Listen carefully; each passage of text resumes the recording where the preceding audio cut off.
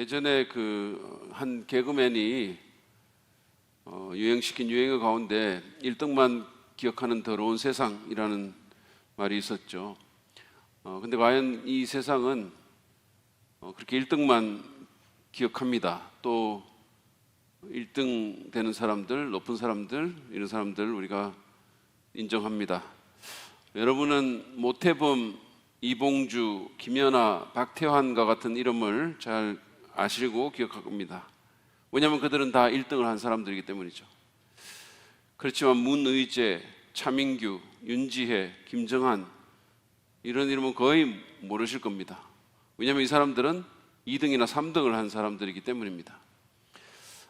이런 세상이기 때문에 우리는 어떻게든 남들보다 더 높아지기를 원하고 비교 우위를 차지하고 남들 위에 서고 싶어 합니다. 수단 방법을 가리지 않고 어떻게든 더 높은 직책에 올라가기를 원하고 더 많은 사람들을 거느리기를 원하고 더 많은 사람들의 섬김을 받기를 원합니다. 부모들은 자기 자녀들을 다그쳐서 어떻게든 남들보다 더 뛰어난 1등 학생 만들고 싶어하고 인류 학교 보내고 싶어 합니다. 얼마 전에 방영했던 스카이캐슬이라는 드라마를 여러분 아마 보셨을 겁니다. 많은 분들이.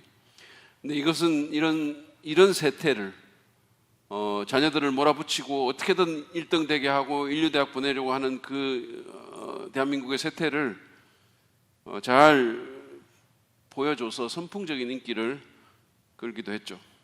아갈머리 확 찢어버릴라 뭐 이런 대사들, 어머니 저를 믿으셔야 합니다. 이런 건 지금도 아마 기억하실 겁니다. 그렇지만 김주영이라는 A급 입시 코디네이터가 자기 자식을 1등 만들고 싶어하는 그런 부모들에 대해서 한 이 말은, 제가 지금 말씀드리고자 하는 이 말은 아마 여러분 잘 기억하지 못할 겁니다. 이런 말입니다. 제 아무리 잘났다고 떠드는 것들도 다 우리 밑에 있어. 자식을 우리한테 맡기면 그들의 영혼도 우리 손아귀에 있거든. 그들을 웃게 할 수도 울게 할 수도 심지어 지옥불에 쳐넣을 수도 있지. 제 자식을 남들보다 더 뛰어나게 만들고픈 부모들의 욕망이 있는 한 입시 결과만 좋으면 그 어떤 책임도 질 필요가 없어.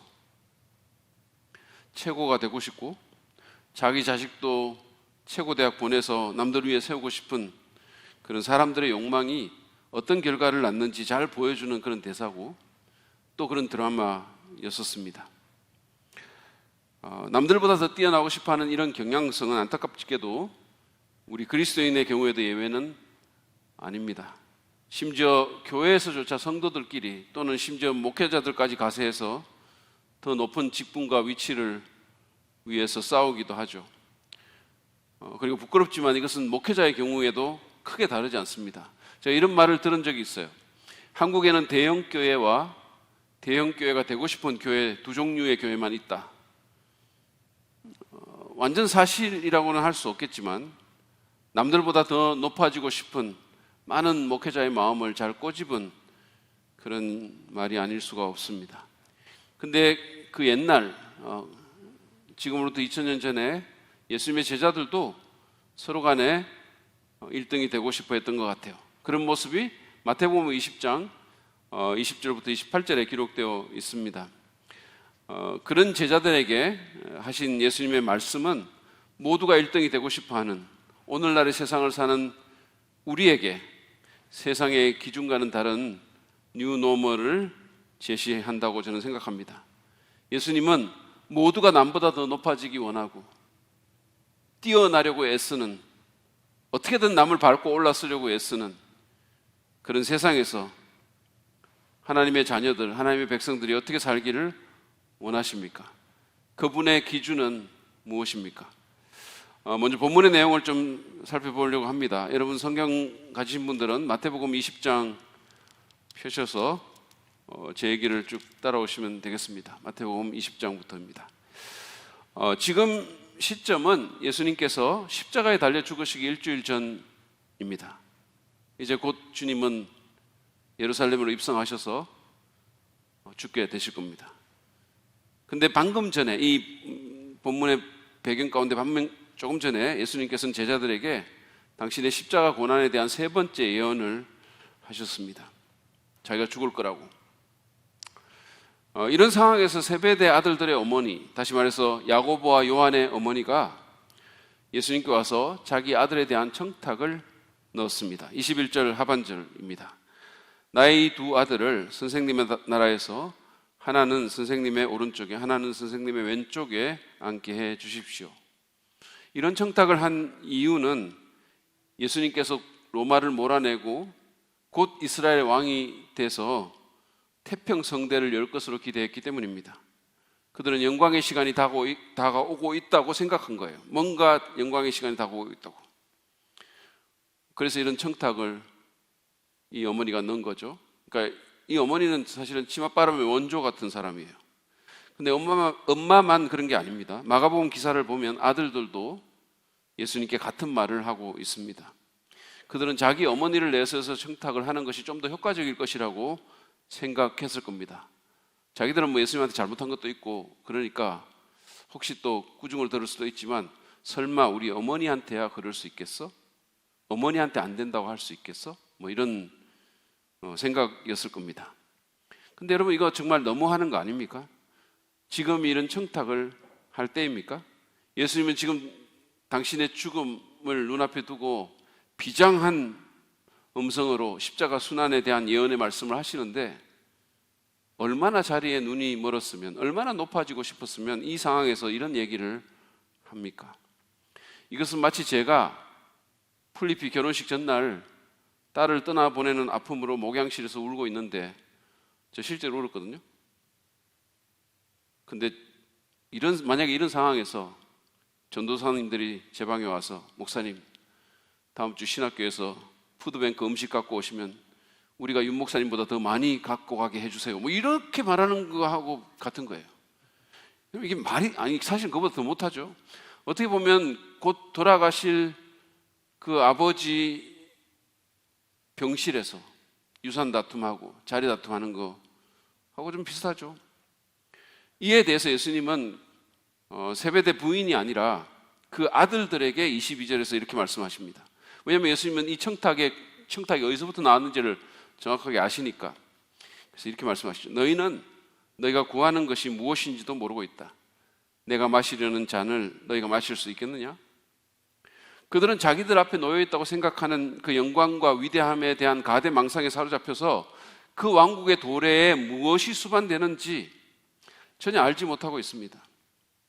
그래서 주님은 내가 마시려는 잔을 너희가 마실 수 있겠냐고 질문하신 거죠. 여기서 주님이 말씀하시는 그 잔은 십자가 고난의 잔인데 요한과 야고보는 그것을 영광과 권세의 금잔으로 생각했습니다. 그래서 22절 하반절에서 보는 것처럼 그렇게 할 수 있다고, 마실 수 있다고 확신하면서 대답한 것입니다. 예수님 속으로 기가 찼을 겁니다. 그러나 그분은 내색하지 않으시고 23절에서 그들에게 이렇게 말씀하십니다. 정말로 너희는 나의 잔을 마실 것이다. 그러나 나의 오른쪽과 왼쪽에 앉히는 그 일은 내가 할 수 있는 것이 아니다. 그 자리는 내 아버지께서 정해놓으신 사람들에게 돌아갈 것이다. 이 말씀의 첫 부분은 그 두 형제를 기분 좋게 했을 겁니다. 그들은 영광의 잔을 마시는 걸로 이해했을 것이기 때문에 그래 그 잔 마실 거야 그러면 이제는 뭔가 될 거라고 생각했을 거예요. 그러나 예수님의 그 의도는 전혀 이해하지 못했죠. 사실 예수님은 고난의 잔에 대해서 말씀하고 계시죠. 실제로 예수님의 말씀처럼 그들은 그 잔을 마셨습니다. 야고보는 12제자 중에 첫 번째로 순교한 제자가 됐죠. 그리고 요한은 밤모섬에 유배당합니다. 그들은 그 잔을 마셨어요. 이 말씀의 그리고 두 번째 부분은 그들의 요청에 대한 사실상의 거절입니다. 예수님께서는 하나님 나라의 자리는 누가 어떻게 할 수 있는 게 아니고 아버지의 주권에 속한 것이라는 사실을 말씀해 주셨어요. 야고보와 요한의 그 실망스러운 표정을 한번 상상해 보십시오. 그런데 24절을 보면 이 욕심이 높아지고 싶어하고 1등 되고 싶어하는 이 마음이 이 두 제자만의 문제는 아님을 잘 보여줍니다. 한번 보세요. 열 제자가 이 말을 듣고 그 두 형제에게 분개하였다. 왜 분개했을까요? 아니, 십자가를 지금 앞에 두고 어떻게 저런 말을 한단 말인가? 명색이 제자인데. 뭐 이런 의분이었을까요? 아닙니다. 그것은 그들이 이 요한과 야고보가 자기들보다 먼저 예수님께 간 데 대한 시기심에 찬 분노입니다. 그들은 그 둘이 자기들을 앞지르고 위대함을 겨루는 경주에서 앞서가는 것에 대해서 분노한 것입니다. 저런 미꾸라지 같은 놈들, 선수를 이렇게 치다니 분하다, 뭐 이랬을 거예요. 누가복음 22장에 보면 실제로 그들은 서로 다투었어요. 누가복음 22장 24절입니다. 베드로가 말하였다. 아갈머리를 확 찢어버릴라. 매야? 라고 말했을까요? 여러분 너무 궁금하시지 않으세요? 자, 그러면 이 예배가 끝나시고 나서 누가복음 22장 24절을 실제로 한번 찾아보시기 바랍니다. 근데 이런 상황에 대해서 예수님은 어떻게 하셨을까요? 너희들 전부 옥상으로 와, 그러셨을까요? 제가 아는 목사님 중에 권투 선수 출신이 있는데 이분이 좀 터프합니다. 좀 이 인상도 그렇고 말도 좀 터프해요. 그분은 이렇게 얘기하다가 사역자들 옥상에 집합시켜요, 뭐 이런 말을 가끔씩 해요. 농담 반 진담 반으로. 옥상으로 올라오라 그래야지, 뭐 이런 얘기를 합니다. 근데 제가 우리 사역자들에게 그렇게 못하는 것은 옥상에서 제가 화를 당할 수도 있기 때문이죠. 여러분 이 사진 한번 보시죠. 이런 사람이 우리 교회 전도사입니다. 제가 정재영 전도사의 조력자가 안 된 것을 하나님께 감사합니다. 예수님은 제자들을 옥상이 아니라 당신의 곁에 불러 모아서 말씀하셨어요. 25절을 보시죠. 너희가 아는 대로 이방 민족들의 통치자들은 백성을 마구 내리누르고 고관들은 백성에게 세도를 부린다. 그들이 지금 구하는 것은, 이 12제자가 씩씩대면서 막 구하는 것은 이방인들, 하나님을 모르는 이방인의 방식이라는 겁니다. 자기들이 멸시하는 이방인들 같이 되겠다고 한다는 거죠. 그러면서 그분은 26절, 27절에서 하나님 나라의 질서를 말씀하십니다.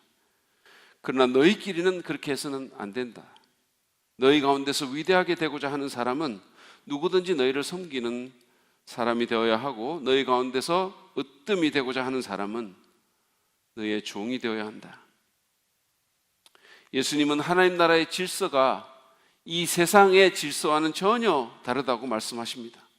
누구 위에 서서 그들을 내리누르는 것이 아니라 아래로 내려가서 섬기는 것이 위대함에 이르는 길이라는 것입니다. 으뜸이 되고 싶은, 1등이 되고 싶고 그 자리를 차지하고 싶으면 마음까지 같이 내려가서 섬김으로만 그것을 얻게 될 것이라는 거죠. 결론적으로 예수님은 28절에서 제자들에게 당신 자신을 모델로 제시하십니다. 인자는 섬김을 받으러 온 것이 아니라 섬기러 왔으며 많은 사람을 위하여 자기 목숨을 몸값으로 치러주려고 왔다. 예수님은 하나님 나라의 왕이시지만 피조물이자 죄인인 우리를 섬기러 오셨고, 그 섬김은 많은 사람을 구하기 위해서 자기 목숨을 몸값으로 치러주시는 궁극적인 희생으로 드러날 것이라고 말씀하십니다. 그 섬김으로 인해서 많은 사람들이 죄와 사망의 권세에서 해방되고 하나님 나라의 백성이 돼서 이 땅과 영원 세계에서 영생 복락을 누리게 될 것입니다. 이것이 오늘 본문의 내용입니다. 이 얘기를 통해서 모두가 1등이 되고 싶어하는 이 세상에 예수님이 제시하시는 뉴노멀은 이렇게 정리할 수 있을 것입니다. 진정한 1등이 되고 싶으면 겸손히 다른 사람들을 섬겨라. 진짜 으뜸이 되고 싶으면 겸손히 다른 사람들을 섬기라는 겁니다. 다른 사람들을 위해 군림하고 다른 사람보다 우위에 서서 그들을 컨트롤하거나 그들을 좌지우지하고 그들의 섬김을 받으려고 하지 말고, 또는 나를 남보다 앞세워서 내 유익이나 내 안건만 챙기지 말고 오히려 다른 사람을 나보다 더 앞세우고 그들의 유익에 헌신하라는 거예요. 그렇게 하는 사람들이 진짜 1등으로 인정을 받을 것이라는 말입니다. 그런 삶이 진짜 하나님이 인정하시는 위대한 삶이라는 겁니다. 물론 이런 삶은 쉽지 않습니다. 그러나 불가능한 것은 아니죠. 그럼 어떻게 종의 마음으로 다른 사람들을 섬길 수 있을까요? 제가 몇 가지 이 뉴노멀과 연관된 적용점을 제시를 하겠습니다. 첫 번째, 우리는 세상의 선전이 아니라 예수님의 이 말씀을 믿어야 합니다. 여러분, 세상은 1등이 되고 싶으면 남보다 나를 더 앞세우고 남을 밟더라도 더 많은 사람들의 섬김을 받는 자리에 올라가라고 계속해서 말합니다. 그게 잘 사는 거라고, 그게 괜찮은 삶이라고, 수단 방법을 가리지 않고 높은 데로 올라가서 내 영역을 넓히고 특권을 누리라고 말합니다. 그러나 예수님은 정반대로 말씀하세요. 진짜 1등이 되고 싶으면 종의 마음을 가지라고, 겸손해지라고, 나보다 남을 더 앞세우고 그들의 유익을 위해서 섬기라고 하십니다. 우리는 이 두 소리 가운데서 무슨 소리에 더 귀를 기울이고 무엇을 믿어야 할지를 결정해야 합니다. 결국은요, 믿음의 싸움이에요. 뭐를 믿어야 할지, 뭐를 믿고 살아가야 할지. 요즘 들어서 인터넷 등을 통해서 온갖 가짜 뉴스가 돌아다니는데 많은 사람들이 엉뚱한 것을 믿어가지고 쓸데없이 에너지를 낭비하고 그리고 피해를 봅니다.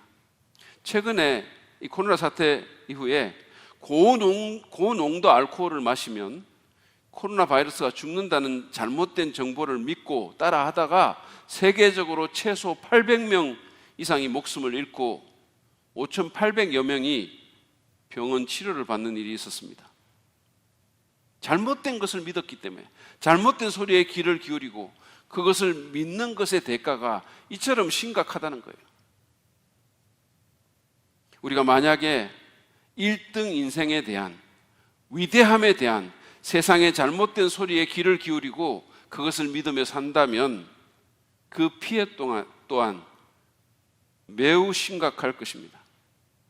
여러분, 뭐가 진실일까요?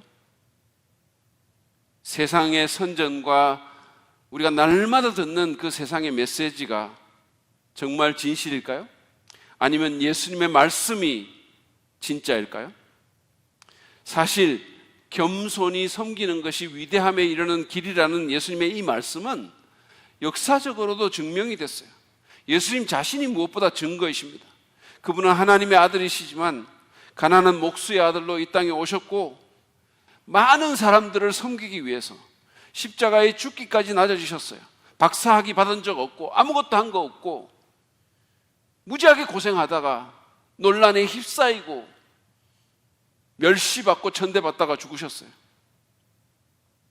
우리를 위해서 종보다 더 비참한 모습으로 목숨까지 들여서 우리를 섬기셨고 우리를 살려주셨습니다. 여러분, 그 결과가 뭔가요? 그분의 삶은 헤아릴 수 없는 사람들에게 선한 영향을 미쳤고 인류 역사를 바꿔놨어요. 예수님의 이름은 오늘날 전 세계에서 가장 유명한 이름이 되었습니다. 그리고 믿지 않는 사람들조차도 그 숭고한 희생에 머리를 숙입니다. 무엇보다도 그런 예수님에 대해서 하나님이 어떻게 하셨습니까? 바울은 빌립보서 2장 9절부터 11절에서 이렇게 말합니다. 하나님께서는 그를 지극히 높이시고 모든 이름 위에 뛰어난 이름을 그에게 주셨습니다. 그리하여 하늘과 땅 위와 땅 아래에 있는 모든 것들이 예수의 이름 앞에 무릎을 꿇고 모두가 예수 그리스도는 주님이시라고 고백하여 하나님 아버지께 영광을 돌리게 하셨습니다. 궁극적으로는 이 일이 온 우주 가운데서 성취되게 될 것입니다. 그런데 사실은 예수님의 경우만이 아니죠. 여러분 잘 생각해 보세요. 진짜 존경받고 진짜 선한 영향을 끼치는 사람은 자기가 잘났다고 떠들고 목소리 높이고 교만하고 무례하게 자기를 드러내는 사람이 아니라 낮은 마음으로 다른 사람들의 유익을 위해서 섬기는 사람들입니다. 그런 사람들이 진짜 존경받는 거예요. 높은 지위에 있다고 사람들이 존경합니까? 삐까번쩍한 차 타고 다니고 많은 사람들이 따라다닌다고 진짜 존경합니까? 그러지 않죠. 그러지 않습니다. 제가 존경하는 사람들은 그런 사람들 별로 없어요. 여러분도 마찬가지일 겁니다. 하나님께서는 정말로 종의 마음을 갖고 정말로 다른 사람의 유익에 헌신하고 정말로 겸손히 섬기는 그런 사람들을 높이십니다. 교회 안에서도 이것은 마찬가지예요. 종의 태도로 섬기는 그런 사람들이 참된 존경을 얻고 그런 사람들의 삶이 행복해집니다.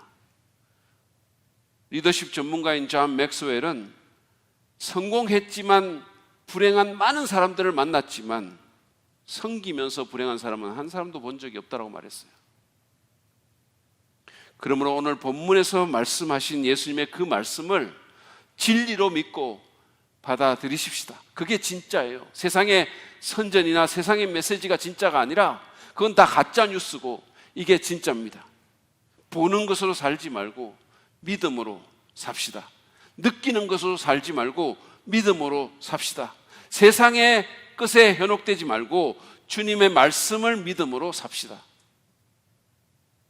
우리가 진짜 이 말씀을 믿는다면 우리는 그렇게 살 수 있을 겁니다. 진짜로 이게 사실이라고 믿는다면. 그러면 우리는 섬길 수 있을 것입니다. 그러면 진짜 1등이 될 수 있을 것입니다. 두 번째 적용점은 섬김의 훈련을 해야 한다는 것입니다. 섬김의 훈련을 해야 합니다. 여러분, 뭔가를 잘하기 위해서는 반드시 필요한 게 있는데 그게 뭐냐면 훈련입니다. 얼마 전에 제가 이제 CTS 그 기독교 방송하고 이제 뭐 신간에 대한 인터뷰도 하고 1월 달에 방영되는 신앙 칼럼에 대한 촬영도 했습니다. 근데 그날 촬영을 했던 그 PD가 몇 개월 전에 처음 녹화했을 때보다 훨씬 좋아졌다고 막 칭찬을 하더라고요. 표정도 부드러워지고 제스처나 말하는 게 다 좋아졌다는 거예요. 목사님 너무 좋아요. 너무 자연스러워졌어요. 막 이러더라고요. 왜 그랬을까요? 왜 그렇게 됐을까요? 그것은 제가 매주 재밌기 TV 촬영으로 훈련이 됐기 때문이에요. 할 때마다 목사님 표정 좀 부드럽게 하시고요 라는 윤 목사님의 말을 제가 늘 듣기 때문이에요. 사실은 그렇게 말하는 본인의 표정도 그닥 부드럽지 않으면서 늘 저한테 그 말을 해요. 아무튼 그렇게 훈련이 되니까 이게 좋아지는 거예요. 더 나아지는 거죠. 나도 모르는 사이에. 섬김도 마찬가지예요. 여러분 그냥 생각만 한다고 되는 게 아닙니다. 결심만 한다고 되는 게 아니에요. 훈련해야 됩니다. 생각은 다 있죠. 아, 좀 섬겨야지 나도. 좀 이렇게 뭔가 해야지 나도. 근데 훈련하지 않으면 그게 실제로 이루어지지 않죠. 그러므로 작은 것부터 해보십시오. 가정에서 설거지나 청소나 쓰레기 버리기 같은 것을 해보는 겁니다. 가정은 사실은 이 섬김의 훈련을 하기에 가장 좋은 장이에요. 작은 것들, 뭐 대단한 것부터 생각하지 말고 작은 것들부터 한번 해보세요. 보면서 쓰레기 같은 거 주워주고 불 꺼주고 뭐 이런 거 해보는 거죠. 저는 요즘 그 학교에서 신학교에서 교수들과 커피를 마시고 나면 컵이나 거품기 같은 것을 제가 직접 이렇게 씻습니다. 손에 물 묻혀가지고 비누 묻혀가지고 이렇게 씻어요. 늘 그러는 건 아니지만 그래도 심심치 않게 그렇게 합니다. 최근에 신학교에 직원으로 들어온 우리 청년부의 유성경 자매가 증인입니다. 물론 그녀가 보라고 그전보다 더 자주 하는 경향이 조금 있어요. 그렇지만 어쨌든 해보는 겁니다. 훈련해보는 거예요. 여러분, 헬스장에서 훈련하는 것처럼 섬김도 훈련합시다. 작은 것부터 훈련하다 보면 더 자연스러워질 수 있을 거고 결국은 이게 몸에 배게 될 것입니다. 하루는 링컨 대통령이 자신의 구두를 닦고 있는 것을 한 강요가 보았어요. 그는 미국의 대통령이 자기 구두를 손수 닦는 것에 너무 놀랐어요. 카카, 어떻게 본인의 구두를 직접 닦으십니까? 그러니까 링컨이 이렇게 대답했다고 합니다. 그러면 내가 누구의 구두를 닦아야 한다고 생각하십니까? 이 말은 유머인데요. 왜 그런 표정으로 저를 쳐다보십니까? 이 말에 미소 짓지 않는 분들은 유머 감각을 달라고 기도하십시오. 그러나 동시에 링컨의 이 반응은 훈련을 통해서 섬김이 몸에 밴 사람의 어떠함을 잘 드러내고 있어요. 이게 뭐가 이상한 겁니까? 라는 거예요. 여러분, 하나님이 인정하시는 1등 인생이 되고 하나님 나라의 큰 자가 되고 싶으십니까? 여러분의 인생이 의미를 지니고 위대함으로 연결되기를 원하십니까? 그러면 다른 거 없어요. 가정에서, 직장에서, 교회에서 작은 것부터 섬김의 훈련을 하십시다. 꾸준히 해야 합니다. 실패하더라도 또 해야 됩니다. 몸에 뵐 때까지 해야 합니다. 그게 훈련의 요체인 거예요. 계속하는 거. 될 때까지 하는 거. 세 번째 적용점은 성령의 충만을 구해야 한다는 겁니다. 훈련이 필요하지만 그게 다는 아니죠. 그것만으로 다 되는 건 아닙니다. 우리에게는 성령의 도움이 필요합니다. 왜냐하면 진정으로 종의 마음을 품고 누군가를 섬기는 일은 우리의 이기적이고 자기중심적인 본성을 거스르는 일이기 때문입니다. 사실 섬기는 그 외적인 행위만으로 오늘 본문에서 예수님이 말씀하신 것을 했다라고 단정할 수 없어요. 우리는 섬김의 행위를 통해서도 자기의 유익을 추구할 수 있는 그런 아주 아주 교활함이 있는 그런 피조물들입니다. 누군가를 통제하고 영향을 주기 위해서, 자기 영역을 넓히기 위해서, 또는 인정받기 위해서, 또는 더 높은 자리에 가기 위해서, 결국은 자기를 위해서 섬길 수 있는 거예요. 겉으로만 보면 잘 모르죠.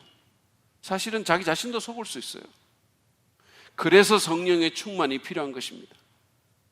성령이 우리를 사로잡으면 이거는 초자연적인 차원으로 올라가는 거예요. 사실은 이 자연적인 레벨에서도 섬기는 사람도 있죠. 그것도 잘하는 사람들도 있어요. 그러니까 이 레벨이 높아져야 된다는 말씀이에요. 동기까지 변해야 된다는 말씀이에요. 마음이 새로워져야 된다는 겁니다. 성령이 우리를 사로잡으면 우리는 우리의 이기적인 본성을 넘어설 수 있습니다. 누가 그랬다고 합니다. 나는 종처럼 섬길 수는 있지만 종처럼 취급받는 것은 견딜 수가 없어. 그래서 성령이 필요한 거예요. 우리가 진짜 종의 마음을 가진다면 종처럼 취급받아도 종인데 뭐 이렇게 해야 되는 거 아닙니까? 근데 남들 보기에 막 섬기는 것 같은데 종처럼 취급받으면 엄청나게 분노하고 자존심 상해하고, 이거는 레벨이 이 밑에서 논다는 거예요. 행위는 어떻게 나왔을지 모르겠지만. 여러분, 성령의 충만을 구합시다. 그러면 진짜 주님의 마음으로, 종의 마음으로 섬길 수 있습니다.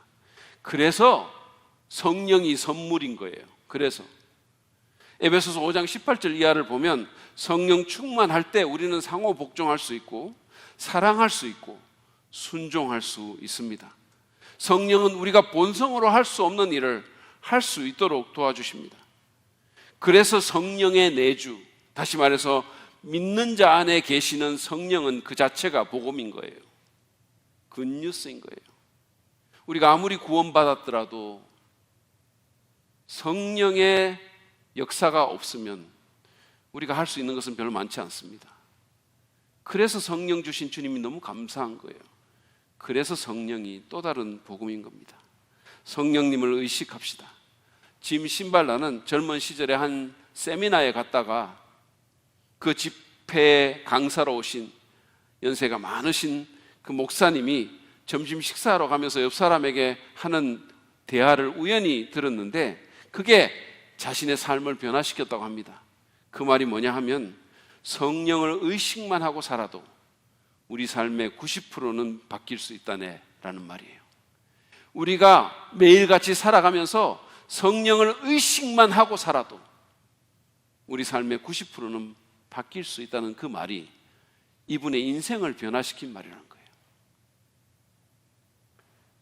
매 순간마다 성령을 의식합시다. 그래야 실질적인 무신론자로 살지 않을 수가 있는 거예요. 매 순간마다 성령을 의식합시다. 그래야 믿는 자처럼 살 수 있는 거예요. 그래야 우리가 할 수 없는 일을 할 수 있고 우리가 갈 수 없는 곳에 갈 수 있는 거예요. 성령님께 마음을 열고 성령의 충만을 구합시다. 성령께 민감하고 그분의 이끄심에 순종합시다. 그러면 우리는 종의 마음으로 누군가를 진짜 섬길 수 있습니다. 자기의 유익을 위해서가 아니라 그의 유익을 위해서. 마지막으로 우리는 십자가 은혜를 경험해야 합니다. 십자가 은혜를 경험한다는 말은 자신의 죄악과 허물과 무가치함을 직면하고 인정한다는 뜻입니다. 내가 얼마나 형편없는 인간인지,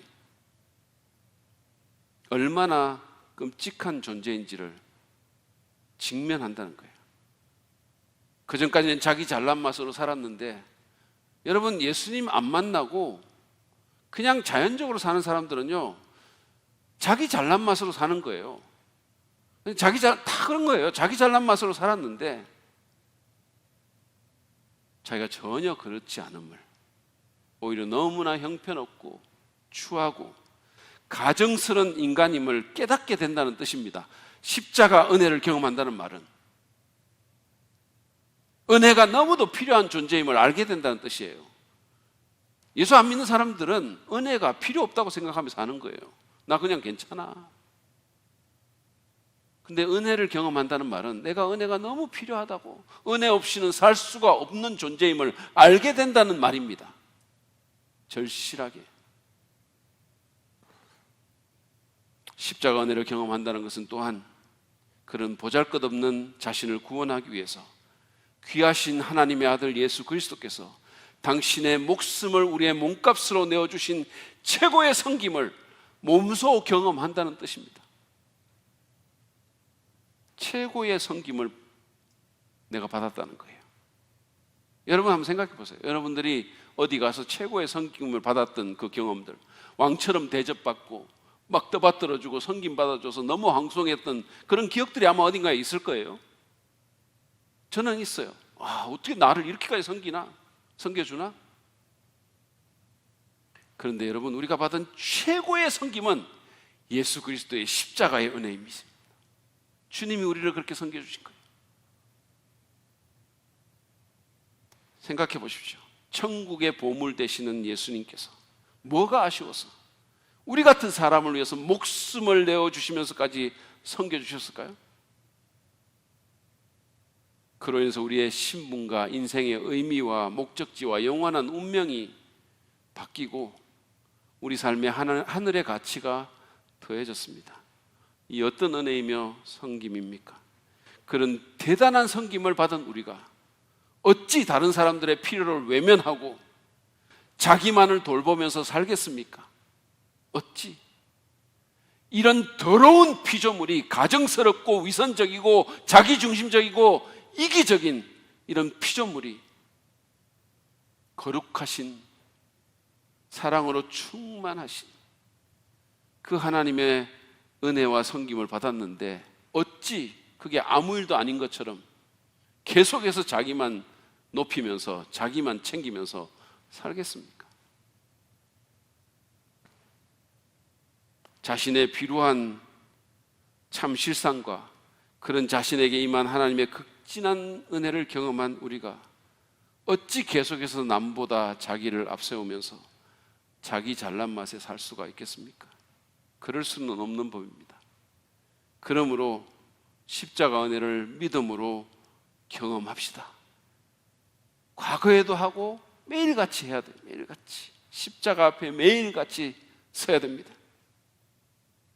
그리고 죄인이며 무자격자인 내가 예수 안에서 어떤 섬김을 하나님께 받았는지 언제나 기억하고 수시로 되새기고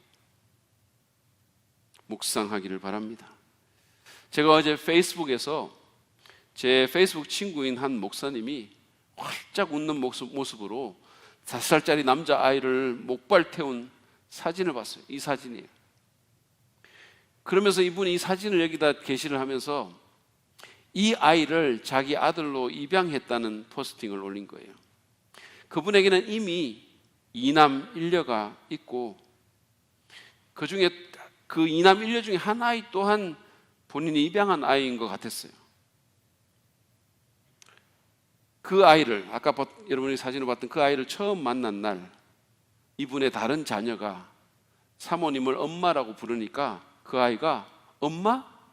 진짜 엄마? 그럼 아빠도 진짜 아빠야? 라고 말하는 것을 들은 거예요. 이분이 그 아이를 처음 어디 보육원에서 만났겠죠. 그 소리를 듣고 가슴이 먹먹해지면서 그래 내가 너의 진짜 아빠가 되어줄게 그런 결심을 했다는 거예요. 그리고 한 1년의 준비 과정을 거쳐서 그 아이를 이제 아들로 입양했다는 겁니다. 새로운 아들이 밥 먹고 안기고 잠자고 쉬하고 아빠라고 부르는 모든 순간이 너무 새롭고 신기하고 행복하다라고 했어요. 근데 여러분, 입양을 결심하고 행하기까지 그렇게 마냥 쉽고 좋기만 했겠습니까? 그것도 이 어려운 코로나 시대에 이미 3명의 자녀가 있는 넉넉하지 않은 목사 가정에서 말입니다. 많은 고민과 기도가 있었을 것입니다. 그분은 한 아이를 섬기기 위해서 엄청난 결단과 희생적인 헌신을 한 것입니다. 그럼 아빠도 진짜 아빠야 그렇게 말하는 아빠가 없는 그 아이에게 내가 진짜 아빠가 되어줘야 되겠다는 그 마음이 모든 것을 뛰어넘게 한 거예요. 근데 여러분, 질문은 이겁니다. 그 목사님으로 하여금 그렇게 할 수 있도록 이끈 가장 큰 동력이 무엇이었을까요? 그것은 하나님께서 예수님의 십자가 사건을 통해서 본인을 양자 삼아 주셨다는 것이었어요. 그것이었어요. 나를 양자 삼아 주셨다. 하나님의 그 은혜, 그 섬김을 기억하고 본인도 그렇게 한 것입니다. 그래서 그분의 글도 우리를 양자 삼으신 주님을 찬양합니다. 할렐루야. 그러면서 끝나는 거예요. 여러분, 십자가로 돌아갑시다. 거기서 내가 얼마나 악하고 무가치한 존재인지 절실히 깨달읍시다. 그리고 그런 내게 임한 주님의 은혜, 그 궁극적인 섬김을 깊이 경험하고 기억하고 묵상합시다. 그럴 때 우리는 종의 마음으로 섬길 수가 있고 동기까지 새로워질 수 있고, 그럴 때 정말로 다른 사람을 내 앞에 세울 수 있고 그 유익을 진짜 구할 수 있고, 그 섬김이 우리를 참된 인생으로, 참된 1등 인생으로 만들 수 있을 것입니다. 오늘 우리는 모두가 높아지고 싶고 1등 되고 싶은 그런 세상에 주님이 선포해 주신 뉴노멀에 대해서 들었습니다. 그것은 진정한 1등이 되고 싶으면 겸손히 다른 사람들을 섬기라는 것이었어요.